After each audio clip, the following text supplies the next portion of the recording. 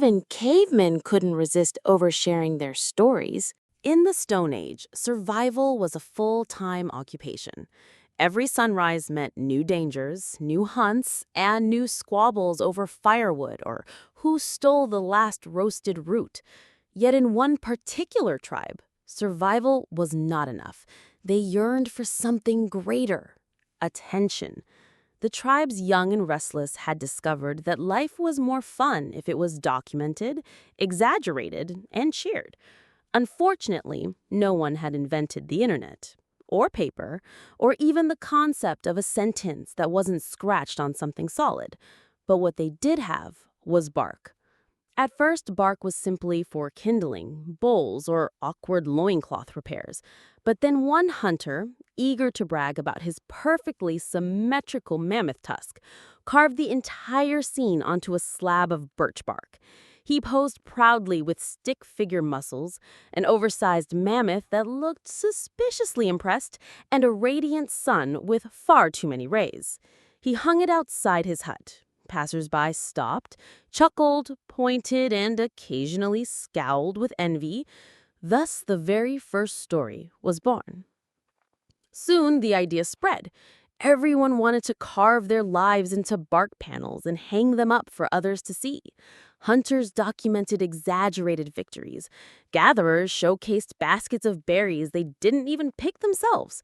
Shamans staged mystical visions that looked suspiciously like bad doodles of owls. Overnight, the entire village turned into a prehistoric version of a social media feed, only louder and dustier. But there were problems. For one thing, bark was heavy. Some villagers nailed dozens of panels to their hut walls, turning them into billboard-like monuments. Others began carrying slabs on their backs, dramatically flipping them over during conversations to showcase updates. A few ambitious souls tied bark sheets together into long chains of highlights.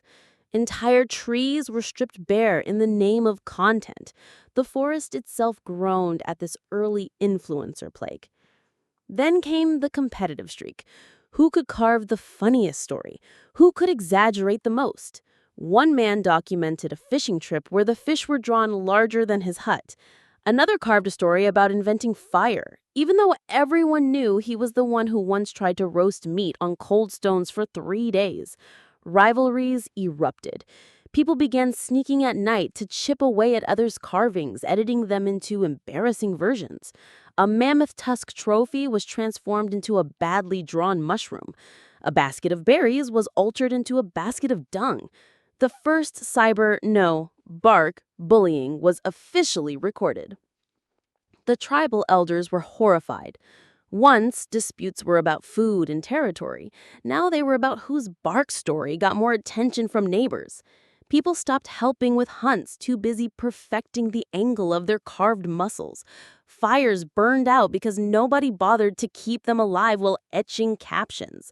One elder even sighed, "In my day, we actually looked at the stars instead of drawing them on bark." His carving of this complaint, of course, went viral. One day, however, things escalated. A young woman from the tribe carved a series of panels showing herself traveling. She posed beside rivers, mountains, and caves, claiming adventurous expeditions. In reality, she had simply wandered 5 steps outside the camp and reused the same tree as background. Her fake travel stories were praised, admired, and copied.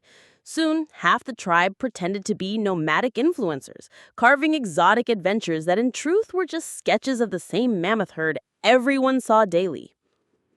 It was all fun until the forest spirits decided they had enough. Entire groves of trees seemed to whisper in irritation. Bark mysteriously rotted overnight, carvings vanished, and storytellers woke to find their prized panels replaced by crude drawings of people falling into holes. Panic spread. Were the gods angry at this endless oversharing?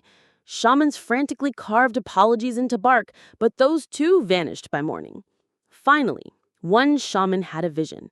The spirits, he declared, demanded that stories be ephemeral. No more permanent bark murals. They wanted stories that vanished quickly, like smoke or clouds. Inspired, the tribe began carving their updates on thin bark shavings and tossing them into the fire for others to glimpse briefly before the flames devoured them. Thus began the very first disappearing stories. At first, it was thrilling. People gathered around the fire to catch a glimpse of bark stories before they were gone forever. But then the problems returned. Some carved too slowly and missed their chance to share. Others tried tossing in entire tree chunks, nearly smothering the flames. And the inevitable fakers emerged again, throwing in pre-burned bark and claiming their story had been too cool for anyone to see. The obsession grew so wild that the tribe stopped sleeping, always waiting by the fire for the next disappearing update. Exhaustion set in. Hunts failed, harvests rotted, and fires died out because everyone was too busy watching the glow. It seemed the tribe was doomed to collapse into ashes of its own storytelling madness. But fate had one last twist. One night, a rival tribe attacked, expecting to find warriors ready to defend their land. Instead, they found an entire village crouched in silence around a dead fire pit, staring at thin air, waiting for a story that wasn't coming. Confused, the raiders left without looting, certain they had stumbled into a cursed place. The obsessed tribe survived, ironically because their addiction made them look terrifyingly haunted. In the end, the bark stories faded from memory, leaving only a cautionary legend whispered by future generations. That once upon a time, people cared more about how life looked carved into bark than about living it.